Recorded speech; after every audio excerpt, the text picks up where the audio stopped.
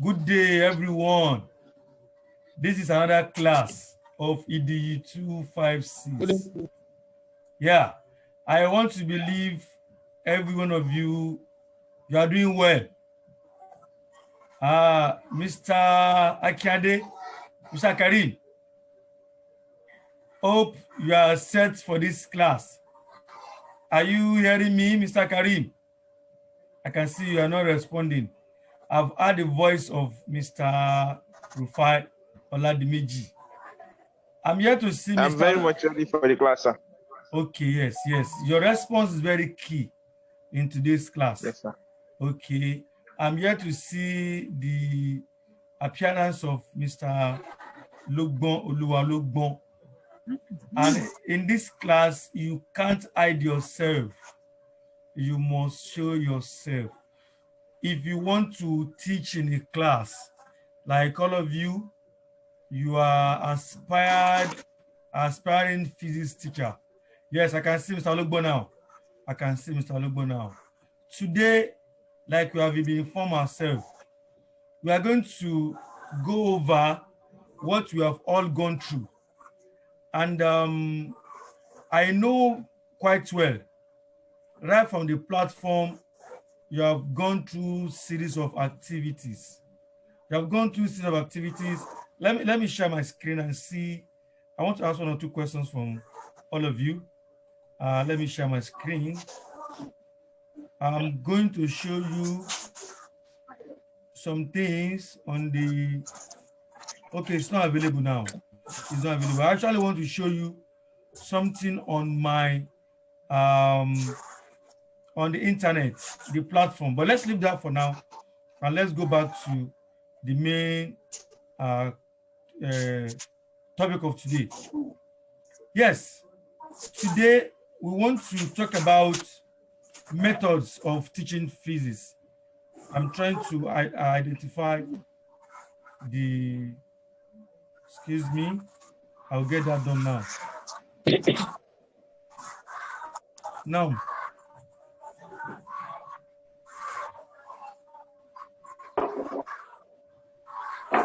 okay, method of teaching physics. Can any one of you remind me or just tell me what you saw in the video, in the lecture video?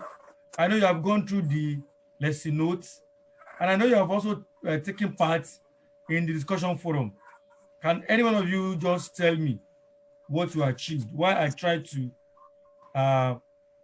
open up my PowerPoint. Anybody in the class who can tell me what you have achieved? Anybody? Unmute yourself and respond. Anybody in the class? I'm still waiting for a response. I want the class to be participatory. I don't want to dominate the class. Tell me one of those methods you have studied. Mr. Karim. Unmute yourself and talk.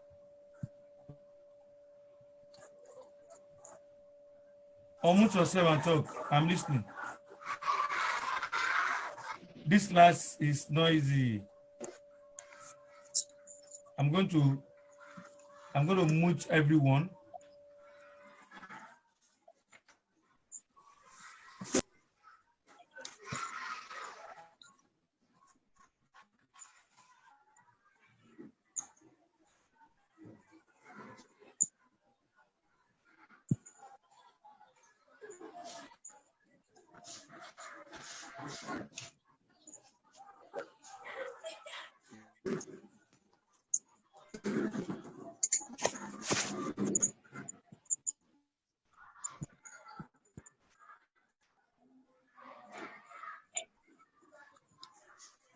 We can't hear anything.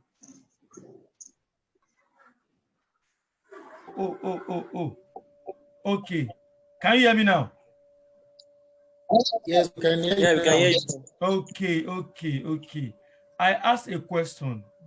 Can anybody tell me some of the methods you have studied in the last class? Can anybody? And unmute Yeah, yourself. I can try. Okay, make an effort. What are those methods? We have demonstration method. We have laboratory method. Okay. Food strip method. Okay, which other method? Okay, we have demonstration method. Food strip method. Okay, that's good. Some other methods. Can anyone also tell me? I'm trying to identify the video, the very video, the PowerPoint. Okay, I think I've gotten it here. Okay, who else again can give me a bit definition of some of this method? Who else can? Anyone in the class? Okay, let me just start straight away. You are once again welcome to this class. My name is Amusa Oluwadamilari, and we are going to go through some of the common methods that are available for teaching, in science classes, particularly to teach physics. And let me ask this question. Why do you think we need teaching methods? And why do we have different types of teaching methods? And which method do you consider to be the best? I hope you can all see my screen.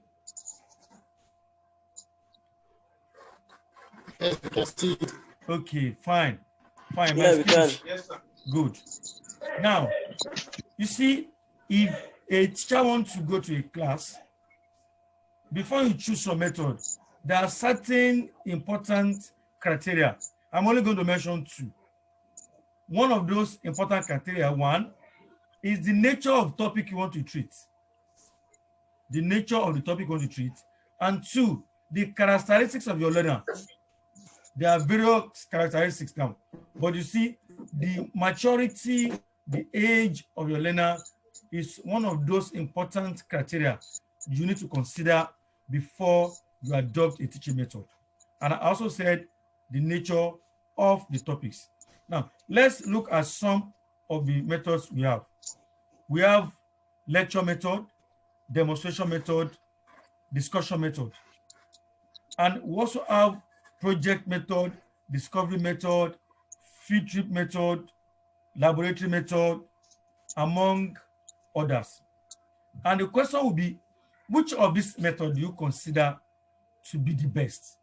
Which of it? When you say a very good method is a method that is learner-centered. When the learners are at the center of the discussion, your choice of method depends largely on what I said earlier on, the topic you want to treat, and also the characteristics of your learner. So those are some of the conditions for choosing this method. And I've also said that the most important method is a learner-centered method. Now, we are going to also consider on each of these methods. Let's start with the lecture method. We'll do the SWOT analysis. We are going to look at the strengths. I want you to mute yourself. Let me mute Mr. Lawal. I want to mute everybody. There's a feedback noise somewhere. Please mute yourself. Mute your microphone. Good. Somebody mute yourself, please. Logmo, ask to mute. Very good. Very good. Now, I said we want to do a SWOT analysis of some of this method. The first one is lecture method. Logmo, you have unmute yourself. Mute yourself. There's very good, very good. You see, one of the ethics of using Zoom class is you must keep yourself muted unless you are told to unmute. Please, it is one of the ethics very strong ethics of using Zoom classes. Now, lecture method. In lecture method, the simple idea is that the lecturer or the teacher stays in front of the class. And of course, this is a method that is usually referred to as traditional or conventional method of teaching. Sometimes it is called the chalk and talk method. In this method, the teacher stays in front of the class. Okay, let me admit him. The teacher stays in front of the class, explains the content, gives notes. Students really participate in the discussion, and the teacher takes center stage of the class. So it is not a very good method to be used for teaching sciences, particularly physics. So it is the most common method. It is the oldest method of teaching. Let us look at the strength of this method. If you look at it, it is very good in handling large classes. You know, in some schools where you have very large class, this method is very good in handling large classes. It's also very good if you want to cover large content, easy coverage of content. It's not very good at that. If you want to manage time, if you want to manage your time, lecture method is a very good method to manage your time, and it requires less effort. So, but what is the weakness of this method, and why is it that in most studies, you know, always discourage the usage of this method? As somebody is, we need to mute everybody. Okay. Now, there's a who is not somebody is there's a feedback noise from somewhere. Now it's okay now, it's okay now. Let's continue with our class. So we talk about the weakness. Like I mentioned earlier, learners are generally passive. Learners are generally passive in this method. Now, let me see. Something is going on. Okay, now we are in good order. Does not develop critical thinking, because in this case now, the teacher in the class only spoon feed the learners. So the learners are not engaged critically, and they mainly use their sense of sight and hearing. So these are the basic weakness of, so the strength is just what I've mentioned, and it has opportunity that's attached to the strength, and it also has its own what? Own weakness. Now let's go to the next slide. Now, we have demonstration method. In demonstration method, in this type of method, the teacher merely demonstrates with very minimal, you know, apparatus or equipment for the learner to see. It is often regarded as an attention inducer and a very powerful motivator. If you want to motivate your student to learn, okay, you can use demonstration method. It saves time and also what? Saves material. But it has its own weakness. It has its weakness, it has its limitation.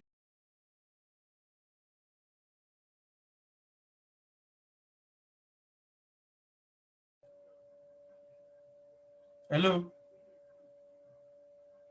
Yes. Please, it was my internet that cut me off. My internet cut me off. Now you can continue the class now. Let me see the recording is still on. Now, I was talking about demonstration method. So just it has its own weakness too. Students merely look at the teacher demonstrating and they really participate in the class. Now, let's go on to the next method.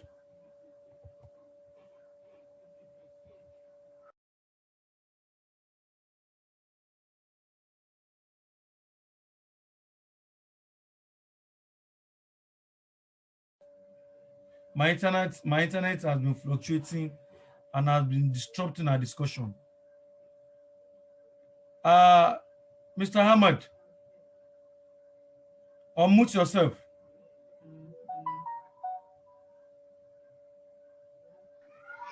Okay, can you hear me now? Yes, sir. Okay, I can yes, see I you. can hear you very clearly. Okay, mute Yes, yourself sir. again. Mute your mic. Mute Okay. your mic. Mute your mic. Okay.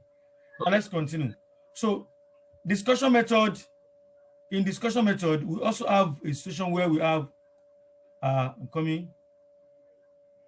Okay, so we have a situation where the teachers also engage the students, try to, sometimes it could be in group, discussion could be in group. Sometimes it could also be, you know, between teachers, between the teacher and the students, and sometimes it could be among students. So discussion method could come in different form. And of course, it has its own benefits. It is useful in motivating students, and it also builds interpersonal relationship among students. And it has its weakness. It is, it is very slow and time consuming. Okay, so time does not really allow for easy conversation. So, and that's one of the weakness of, as you can see in that class, the instructor, the teacher is, engaging in the use of discussion method.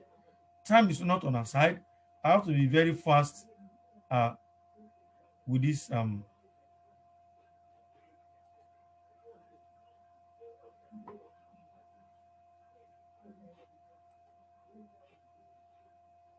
Wow.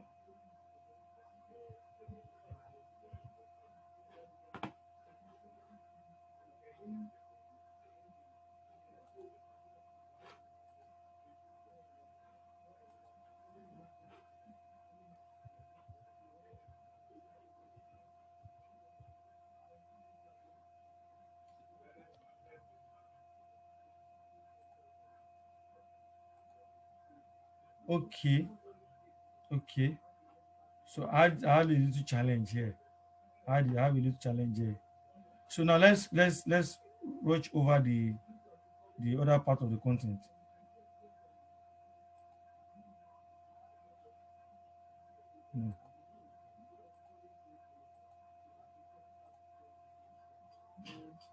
Let me share my screen. Sorry.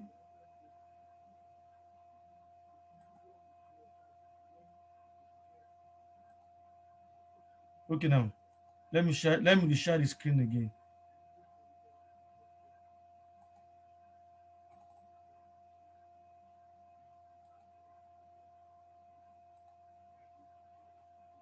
So we have discussed about lecture method, demonstration method, discovery method. Now, on discovery method, this is a situation where the teacher takes the student outside the classroom. Okay, so it could be in the laboratory, it could be at a particular center where the students are expected to make some discovery by themselves. So it has its own weakness too, because one, it does not make provision for large class. Okay, in discovery method, learner builds their knowledge through active participation. They are well involved in the teaching engagement, and one of its weaknesses is that it is time consuming and it doesn't allow for effective supervision. Of course, discussion method, we have mentioned that before the internet cut us off. Now, laboratory method. And this is where the students, like you can see on the screen, the students were taken into the laboratory. They have hands-on experiments. They have hands-on activity. They are involved.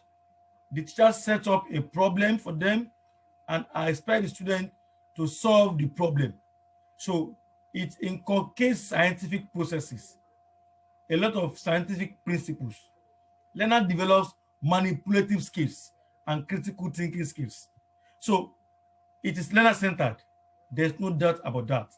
And one of its weakness that makes some schools or some teachers, want to prevent the use of laboratory method is because it is prone to accidents, especially when the teacher is not very careful in the class, and it is, of course, expensive. It's cost expensive. So at this point now, I want to get some of your feedback. If I can ask Mr. Abdulkarim.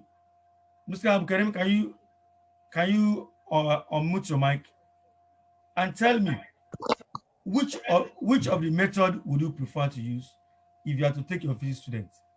Mr. Abdulkarim. Yes, sir.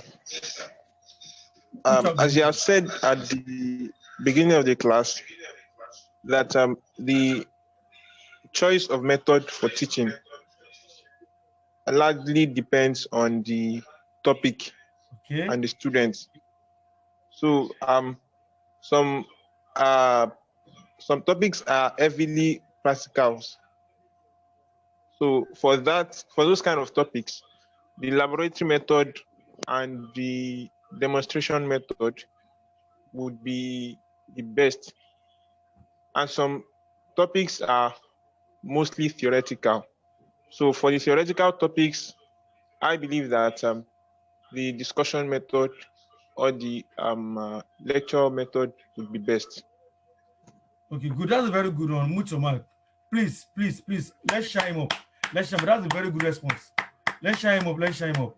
Now, Mrs. Akimade, which of this method would you think will be the best for you to use?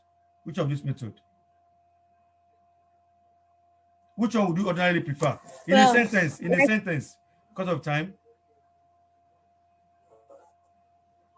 In a sentence. Yes. Which method? I'll prefer discussion method. You prefer discussion method. Okay, that's good. Mute your mic. Let me ask Mr. Yes. Jibril. Mr. Okebukola Jibril Ahmad. Can you hear me?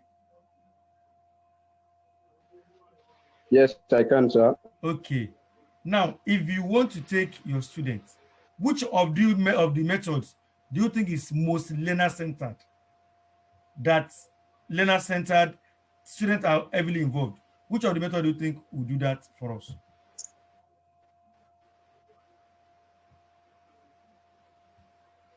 I think the discussion method will do that for us, sir. Okay. Okay, Mr. Amusa Abdurrahman, would you agree with Mr. Jibril that discussion method is more learner-centered?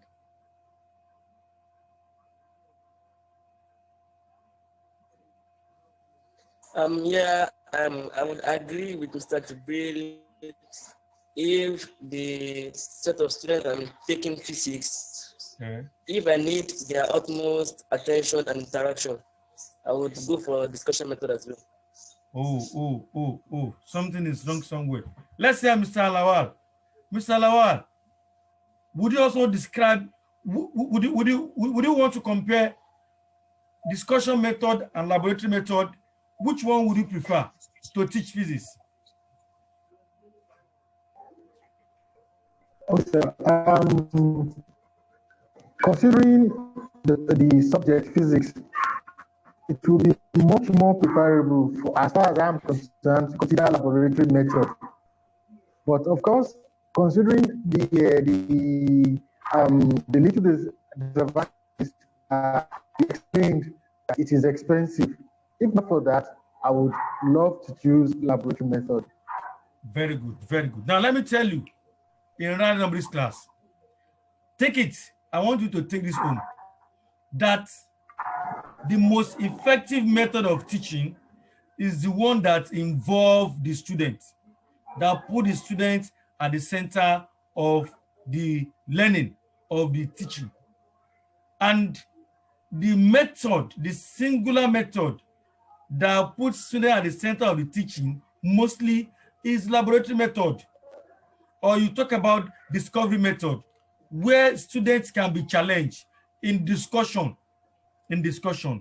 you are not taking care of the psychomotor aspect of learning. Psychomotor aspects involve laying your hands to touch things, set up experiments, set up practicals, and there's no much mental engagement in discussion method. Anywhere that has to do with science teaching, the most effective of all method is laboratory method. But before I round up, let me quickly inform you that, let me see this slide. Now, that is not all the topics we have. We also have all the method we have. We have a method called field trip method. And in modern time, people talk about scientific argumentation instructional strategy. So all this one may be somehow new to you, but the fact is that there are several other methods. Field trips is not as an education method, but you can read more about field trip and read more about scientific argumentation method. And let's see. I want to now. I think at this point now, we are going to end our class. We are going to meet again in another class to discuss something new that will be different from this topic. So bye for now. So we'll meet again next class. Bye-bye. See you. I'm going to end the class.